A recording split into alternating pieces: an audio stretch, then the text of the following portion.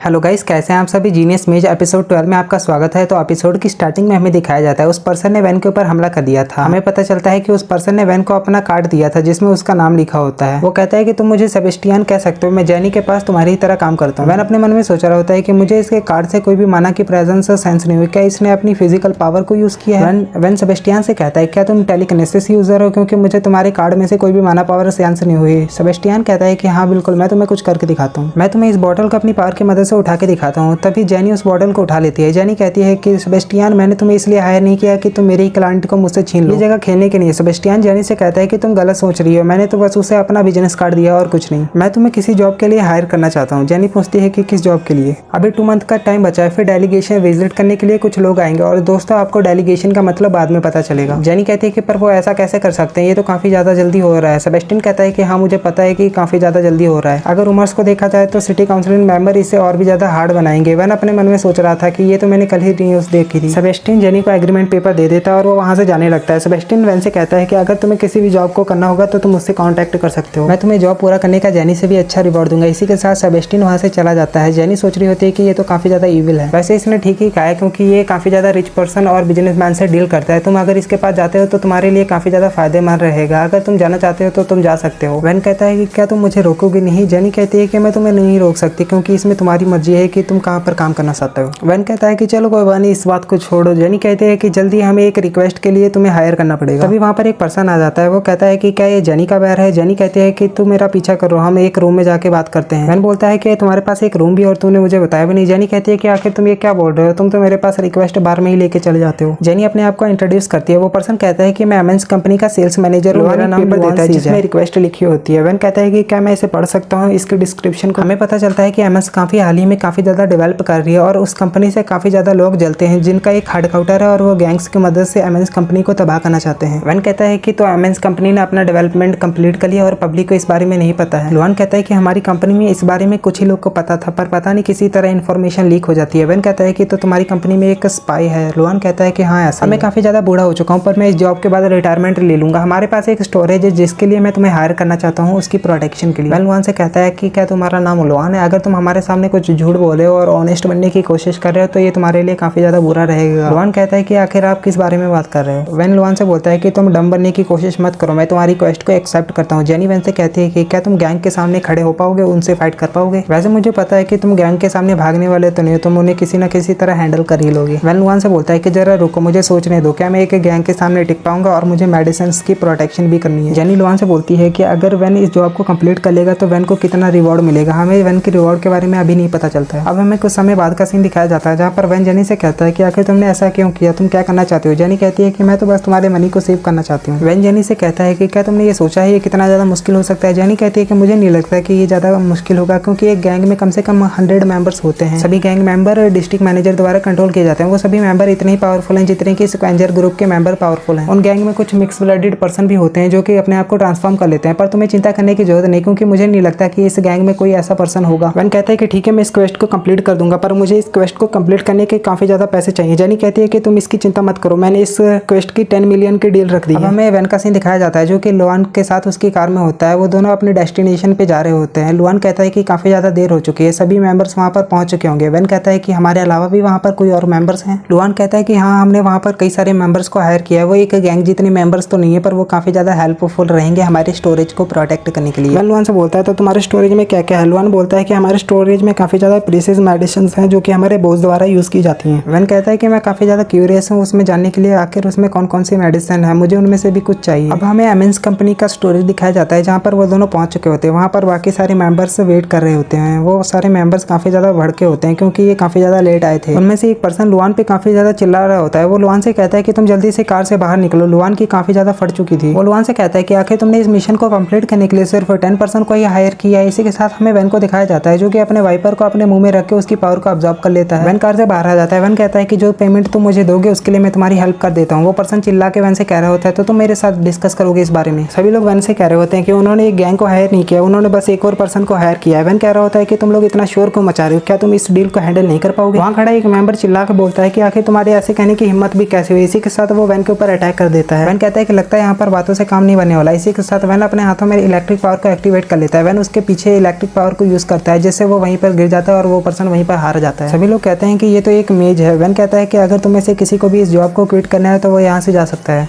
Van उन सभी से कहता है कि हमें अपने टाइम को वेस्ट नहीं करना चाहिए और हमें आगे की प्रिपरेशन करना चाहिए। तभी वहाँ पर एक पर्सन आ जाता है। वो कहता है कि आखिर तुम्हारी हिम्मत भी कैसे हुई यहाँ पर हमला करने की, लगता है तुम मार खाए बिना समझोगे नहीं, तुम एक मेज हो पर यहाँ पर तुम्हारे लिए कुछ अच्छा नहीं होने वाला। इसी के साथ वो पर्सन अपने हाथों की तालियां बजाता है। उसके हाथों में से काफी सारी फायर निकलती है। हमें पता चलता है कि ये एक फायर मेज है। वहाँ खड़े लोग कहते हैं कि ये दोनों मेज तो काफी ज्यादा कमाल के हैं, दोनों काफी ज्यादा पावरफुल है। इसी के साथ वैन को दिखाया जाता है जो कि सोच रहा होता है कि आज का दिन काफी ज्यादा अजीब रहा, आज मैंने 2 मेज से मिला हूं जिनके पास सुपर नेचुरल स्किल थी। ये बात वैन मुस्कुरा के बोल रहा होता है। ये देख के वो फ्लेम मेज काफी ज्यादा भड़क जाता है और वो वैन के ऊपर अटैक कर देता है। दोस्तों मुझे अभी इस पर्सन का नाम नहीं पता चला है तो अभी हम इसे फ्लेम मेज ही बुलाएंगे। वैन अपने मन में सोच रहा होता है कि ये इस ग्रुप का मेंबर है, जिसके ग्रुप के मेंबर भी काफी ज्यादा कमजोर हैं, तो ये भी काफी ज्यादा कमजोर होगा। वैन लुआन से बोलता है कि तुम्हें यहाँ से जाना चाहिए। फायर मेज बोलता है कि नहीं, यहाँ से कोई भी नहीं जा सकता है। फायर मेज वैन से बोलता है कि एक लो लेवल का मेज हमारे लिए बस एक बर्डन है और कुछ नहीं। फायर मेज अपनी पावर को रिलीज करता है। वैन सोच रहा होता है कि लगता है यहाँ पर भी बातों से कुछ काम नहीं बनने वाला, यहाँ पर मुझे कुछ ना कुछ करना ही होगा। फायर मेज अपनी फायर को अपने पंच के ऊपर एक्टिवेट करके वैन के ऊपर अटैक करता है, जिसे वैन अपनी शील्ड की मदद से ब्लॉक करता है। ये देख के फायर मेज काफी ज्यादा हैरान हो जाता है। वैन फायर मेज से कहता है कि तुम बातें तो बहुत बड़ी बड़ी कर रहे थे पर अब क्या हुआ, अब तुम कुछ भी नहीं कर पा रहे हो। इसी के साथ वैन फायर मेज के हाथ को पकड़ देता है। वैन थोड़ा फोकस करने के बाद फायर मेज की फायर को उसी के ऊपर रिपेल कर देता है। फायर मेज की फायर उसी को जलाने लगती है। सभी ये देख के काफी ज्यादा हैरान थे कि वैन ने ऐसा कैसे कर लिया। फायर मेज काफी ज्यादा चिल्ला रहा था क्योंकि उसे काफी ज्यादा दर्द हो रहा था अपनी फायर से।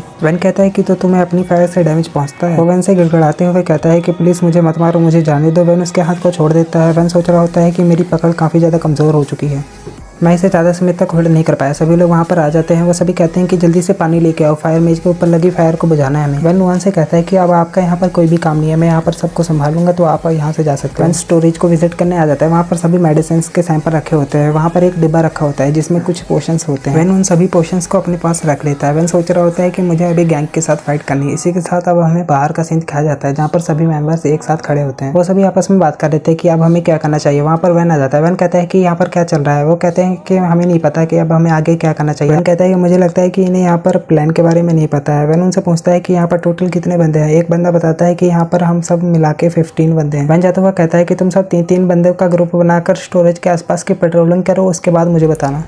इसी के साथ वैन एक दीवार के पास आ जाता है जिसमें एक काफ़ी बड़ा गड्ढा होता है। वैन सोच रहा होता है कि मुझे लगता है कि वो गैंग इसे जल्दी से फाउंड नहीं कर पाएंगे क्योंकि ये काफ़ी ज़्यादा साइड में है। ये दीवार तो काफ़ी ज़्यादा लंबी है पर ये काफ़ी ज़्यादा हार्ड लगती है, पर फिर भी ये डैमेज है। वैन अपने हाथों में एक एनर्जी बॉल को क्रिएट करता है, उसका नाम क्लेमोर होता है। वैन उस एनर्जी बॉल को दीवार में फिट कर देता है जो कि दीवार में अब्जॉर्ब हो जाता है। वैन बताता है कि ये एक ट्रैप मैजिक है जो कि कुछ कंडीशन के बाद फट जाएगा। अगर इस दीवार को कोई डैमेज करने की कोशिश करता है तो ये अटैक वहीं पर एक्टिवेट होकर एक बड़ा सा धमाका करेगा, जिससे काफ़ी बड़ा धमाका होगा, पर ये एक बड़े से ग्रुप के लिए काफी नहीं होगा। वैन इस अटैक को बिग लेवल पर जमीन में सेट कर देता है, जिससे कि यहाँ पर कोई एनिमी आता है तो बहुत बड़ा धमाका होगा जिससे वो सभी मारे जाएंगे। मैंने इसकी रेंज को काफी ज्यादा बढ़ा दिया और इसकी सेंसेस भी काफी ज्यादा बढ़ चुके हैं। अब ये किसी भी चीज को सेंस करके अपने आप को ब्लास्ट कर सकता है। वैन ऐसे अटैक को कई जगह सेट कर देता है। इसी के साथ अब हमें फ्लेम मेज को दिखाया जाता है। फ्लेम मेज वैन के सामने घुटने टेकते हुए कहता है कि मुझे माफ कर देना, जो मैंने पहले किया मेरा माइंड आउट ऑफ कंट्रोल हो गया था, मैं दोबारा अपनी लाइन को क्रॉस नहीं करूंगा। वैन फ्लेम मेज से कहता है कि तुम्हें अपोलोजाइज करने की जरूरत नहीं है। फ्लेम मेज वैन से कहता है कि तुमने मेरी जान को बचाया, एक बार ये जो पूरी हो जाए तो तुम मुझे मार भी सकते हो। फ्लेम मेज से कहता है कि तुम्हें ऐसा करने की जरूरत नहीं है, चलो ठीक है मैं तुम्हें एक चांस देता हूँ ये सब ठीक करने के लिए। वैन फ्लेम मेज के कंधे पर हाथ रख के कहता है कि अभी रात में हमारे पास कुछ गेस्ट आने वाले हैं तो तुम्हें उनका ख्याल रखना होगा। तुम्हें अपनी फायर पावर की मदद से उन ग्रुप मेंबर्स के साथ फाइट करनी होगी, हमारे मेंबर के साथ मिलकर, क्योंकि ये सिंपल नहीं होने वाला, वो ग्रुप मेंबर काफी ज्यादा पावरफुल हो सकते हैं। फायर मेज कहता है कि ठीक है मैं समझ गया। इसी के साथ वैन को दिखाया जाता है जो कि वहां से निकल जाता है। वैन एक जगह पर वाइपर को ऑब्जर्व कर रहा होता है। वैन कहता है कि वो ग्रुप मेंबर जल्दी आने वाले होंगे, मुझे अपनी प्रिपरेशन कंप्लीट कर लेनी चाहिए और मुझे अपनी गन को भी रेडी करना चाहिए। बाहर से कुछ